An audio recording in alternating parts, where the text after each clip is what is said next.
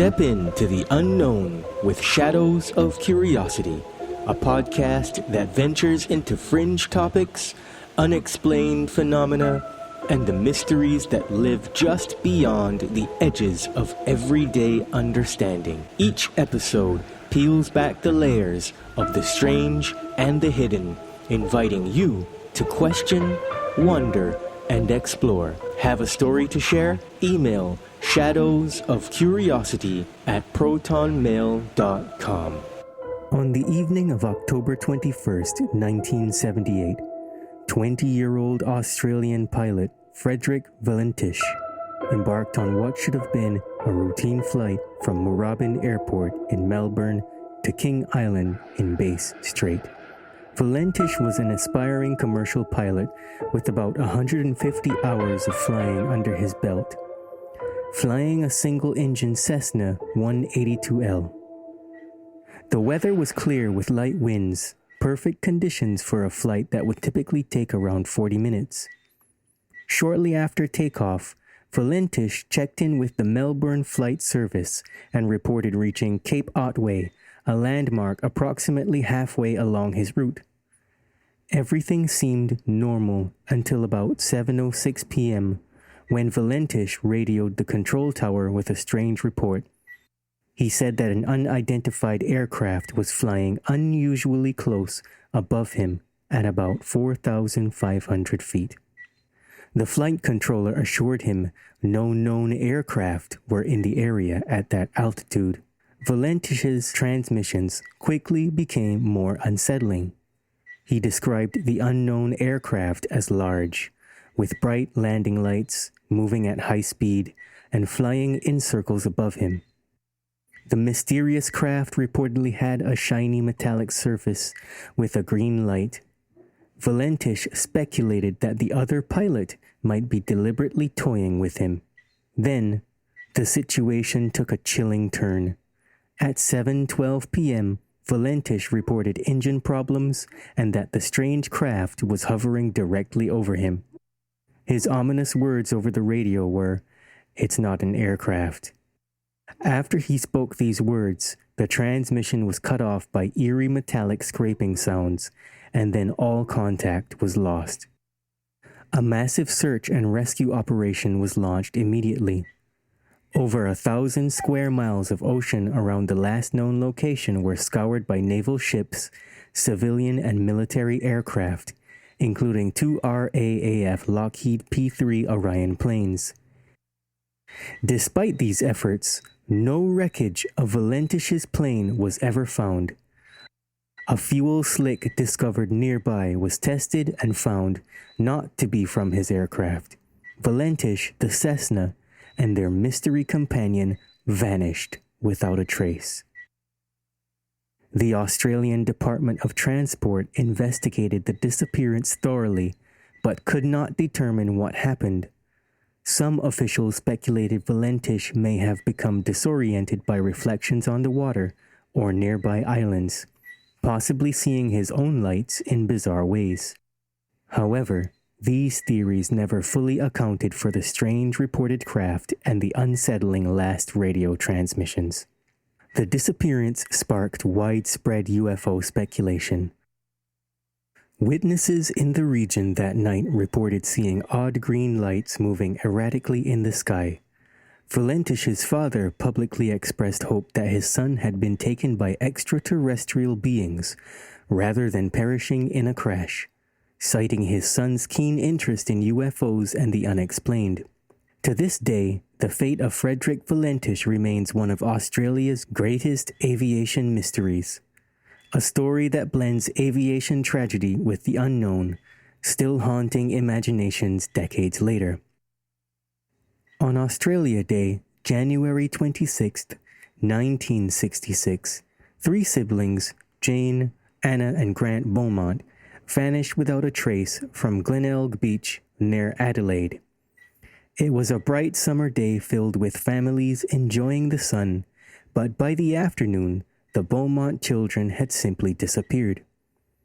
Witnesses last saw the children playing near the beach and later buying sweets from a cake shop, paid with an unusual large bill their parents never gave them. Several sightings even reported a tall, thin blonde man in a blue swimsuit seen interacting with the children that day, a figure who would become a haunting mystery. Despite extensive searches and police inquiries, no trace of the children was found. Their belongings were missing, and drowning was quickly ruled out.